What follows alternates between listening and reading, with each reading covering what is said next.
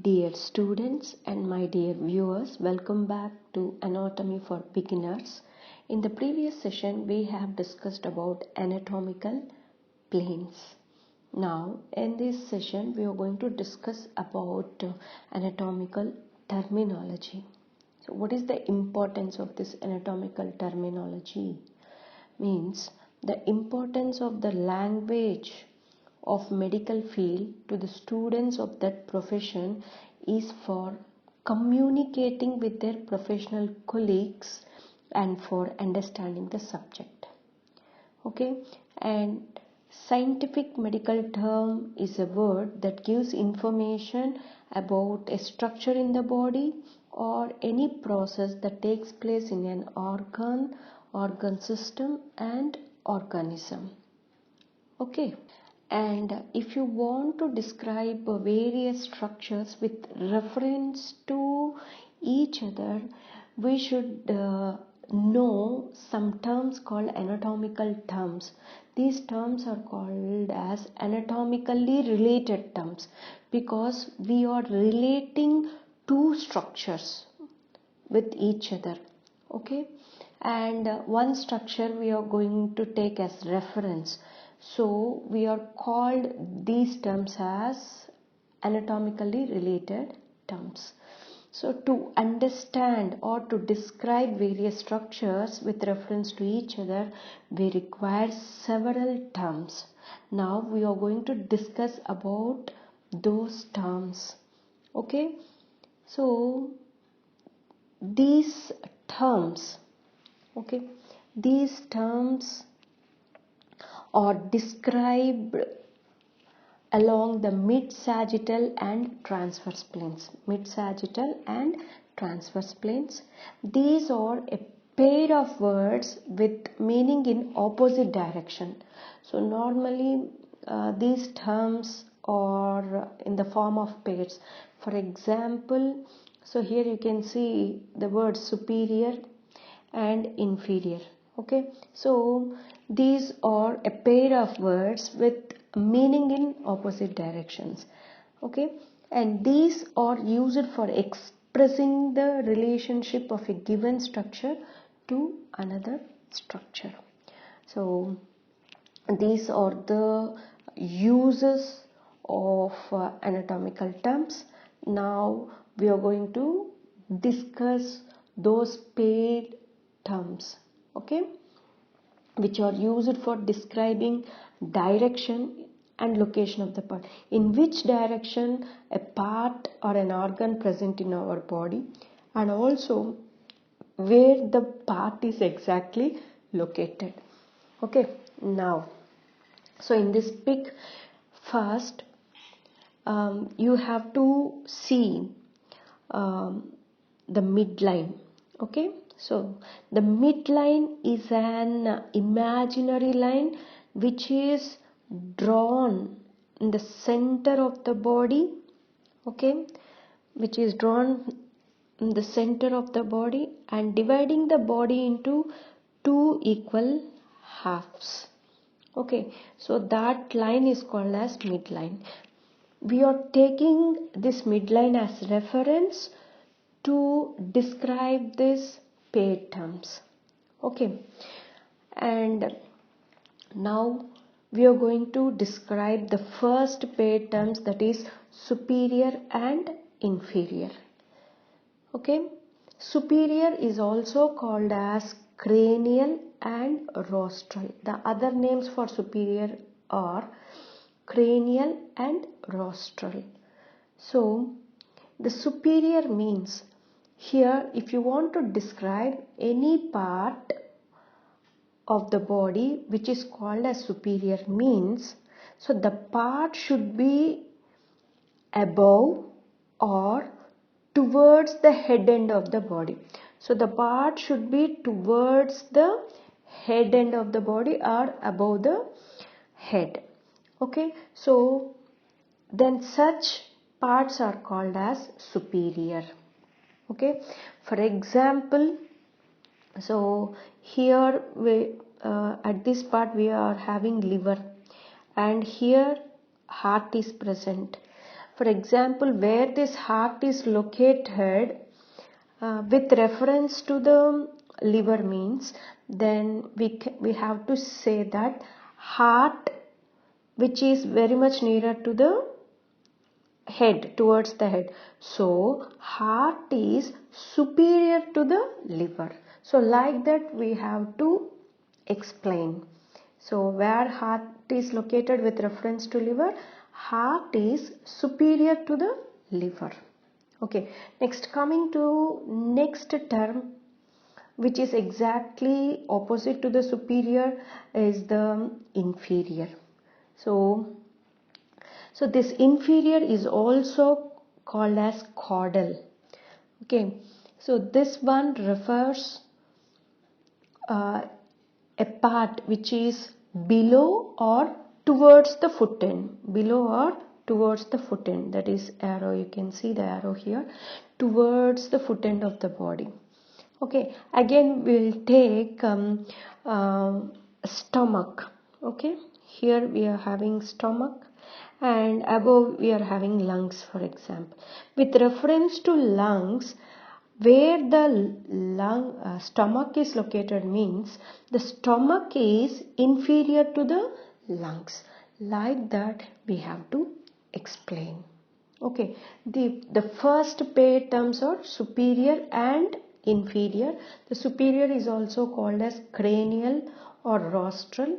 So that means here cranial means cranium, that is towards the skull. Rostral means towards the nasal region. So all are related to the head.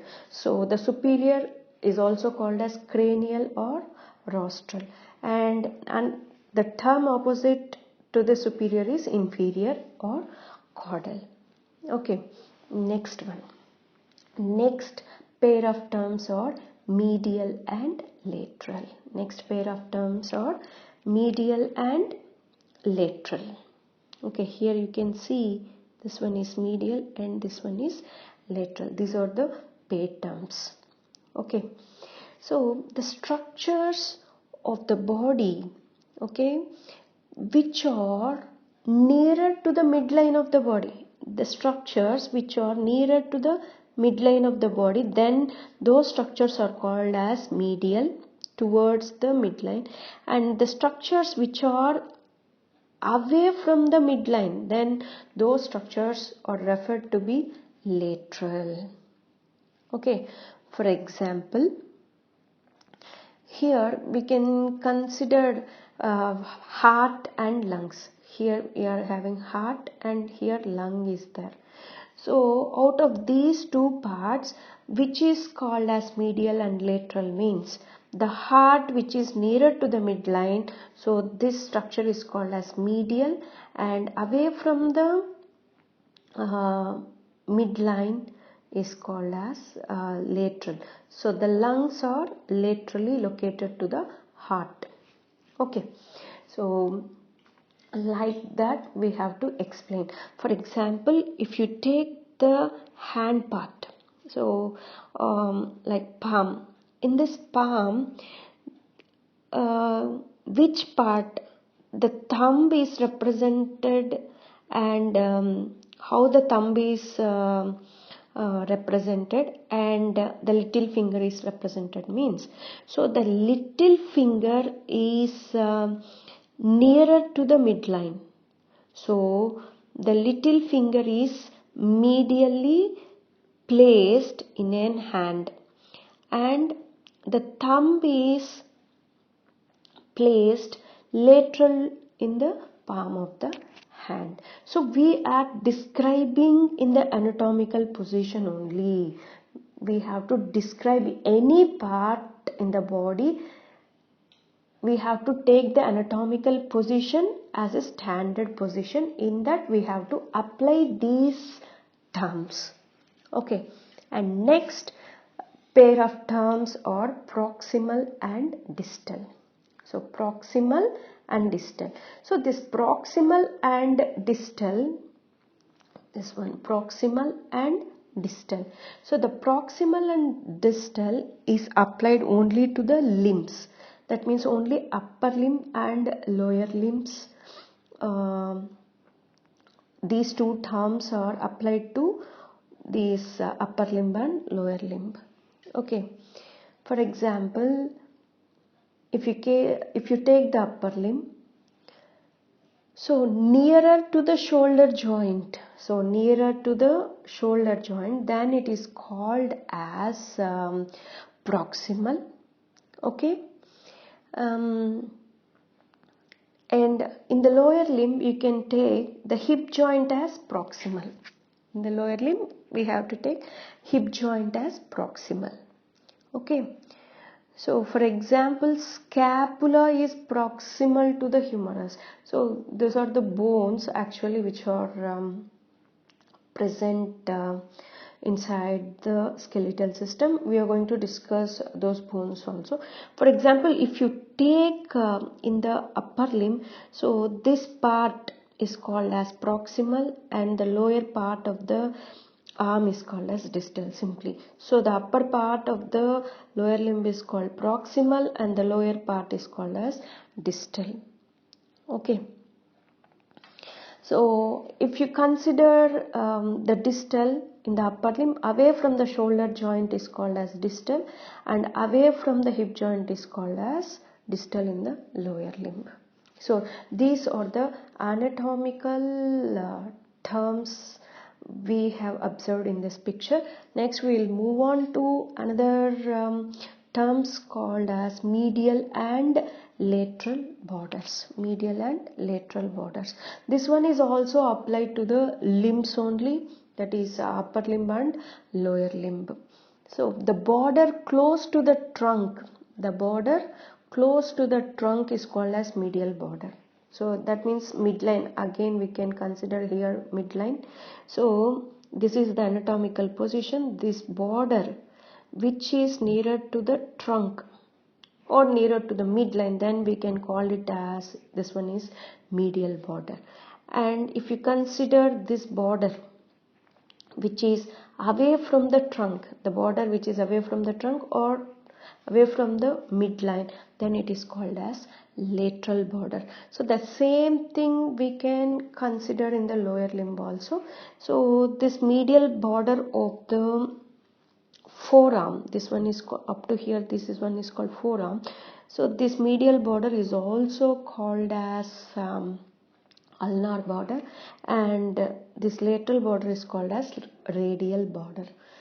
Okay, in the lower limb also we can find, so this border towards the midline we can call it as medial border and away from the midline this border is called as lateral border. Okay, so these are another pair of terms, that is medial and lateral borders. Okay, next we will move on to the next pair of terms, that is called as anterior side and posterior side, or anterior surface and posterior surface. This anterior surface is also called as ventral surface and posterior surface or posterior side is called as dorsal surface. Anterior side represents to the front of the body. So this one is the front of the body and posterior side represents the back of the body. Okay. So here another important thing we have to consider. So during evolution the four-legged animals become the two-legged and this one is the highly complex animal is nothing but the human being. So how the name ventral and dorsal came for this is, so in the case of four-legged animal, the surface which is facing towards the earth, is called as ventral surface and the surface which is facing towards the sky is called as dorsal surface. Okay, if you see the person is standing in the anatomical position, what is happening here? The front of the body is facing towards the earth. For example, if you take, so this part is called as ventral and the posterior side, which is facing towards the sky, is called as posterior or dorsal surface. Now, so if you observe this limbs, foot, okay, the surface which is present on the upper surface of the foot, is considered as upper surface of the foot is considered as dorsal surface, because this surface, when the person is standing like this surface is facing towards the sky. So this surface is called as dorsal surface. This one is very important thing you have to consider. Okay. So why this surface, although it is present on the front of the body, but the upper surface of the foot is considered as dorsal surface, means this is the reason. Okay. So now the structures inside the body which is nearer to the front of the body, those structures are called as anterior structures, and the structures which are nearer to the posterior part of the or back of the body, those structures are called as posterior or dorsal side. For example, the esophagus, sternum, okay, trachea are present on the anterior aspect. If you consider on the posterior side, you'll get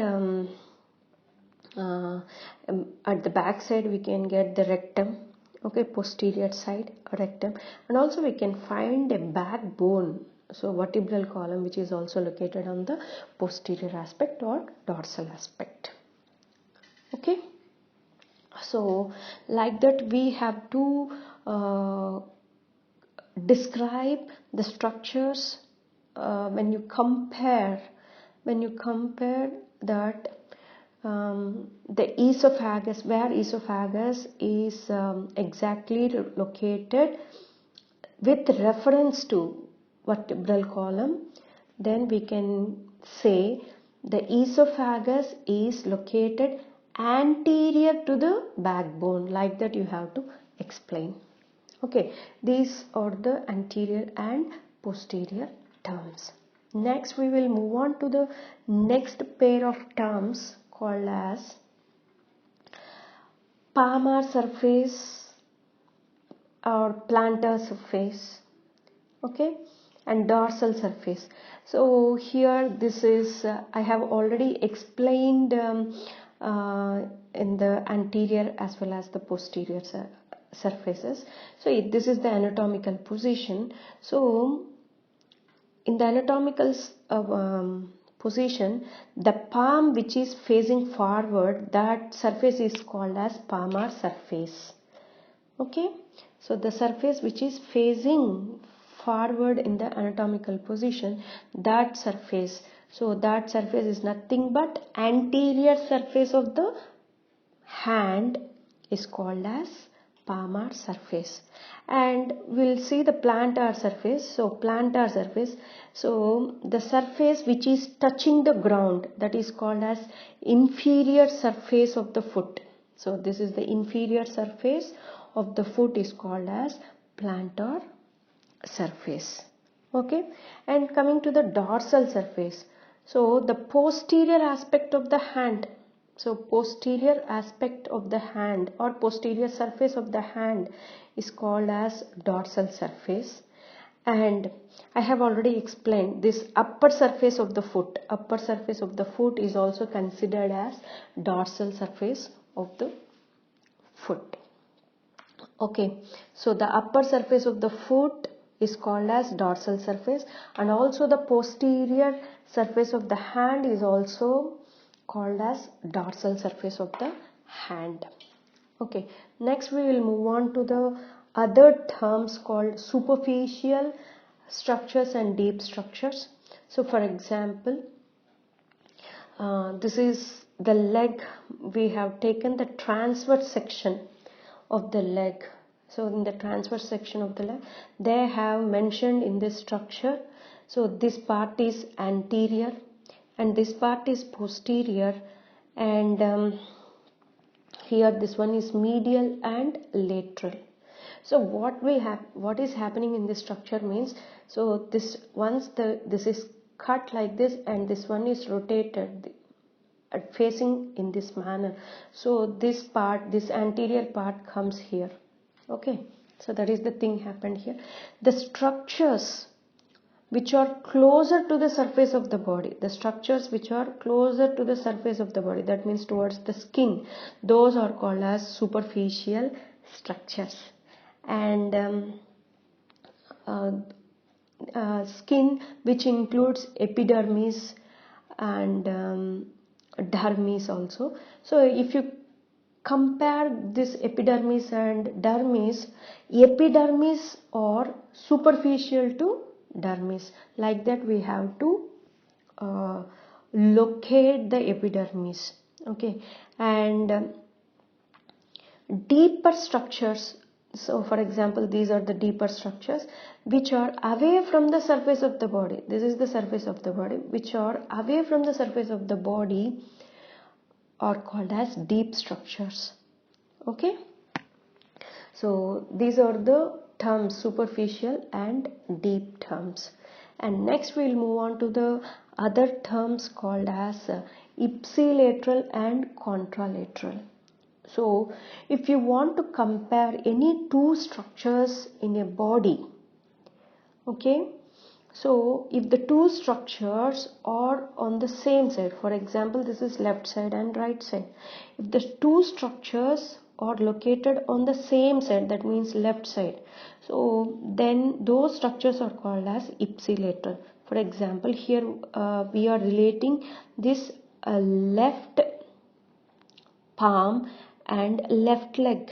So left leg and left palm are ipsilateral to each other. Okay, and left palm is ipsilateral to left leg. Like that we can relate these two structures. For example, if you want to relate two structures which are located on different side, one structure is located on the right side and another structure is located on the left side, then we have to use the term called as contralateral, that is opposite sides. The structures are in opposite side. That means here we are relating that the right hand is contralateral to the left leg. So these are the two things. Right hand is contralateral to left leg because they are oppositely located. That means this hand is present on the right side and the leg is located on the left side. So these two are in opposite in direction. So we are going to use the term contralateral. Next pair of terms are unilateral and bilateral. So if any structure which is located only in one side of the body, then it is called as unilateral, and the structures which are located on both the sides, that is right side and left side, or two sides, then it is called as bilateral. So for example, this one is spleen. The spleen is located on the left side of the body, so it is called as spleen is unilateral. Okay, so it is present only in one side of the body. Bilateral, for example, we are having a pair of lungs, one is on right side and left side, so the lungs are located both on right side and left side, so we can consider we can describe the lungs are bilateral. Okay, how the lungs are, where the lungs are located means the lungs are located bilaterally in the thorax. Like that we can explain these terms. Okay, next we will move on to other terms called as invagination, evagination, interior and exterior. So these terms we can apply to a cell, we can consider the cell. Okay, so the structures which are present inside the cell is called as interior, and the structures which are related to the outside of the cell is called as exterior. Okay, and invagination. So there is an inward bulging. So inward bulging of the structure. This is called as inward bulging of the cell. We can call it as invagination. And outward bulging of the cell is called as evagination. So these are all various types of anatomical terms which are used to indicate the direction and location of a part in the body. Okay, this is all about the anatomical term. Thank you.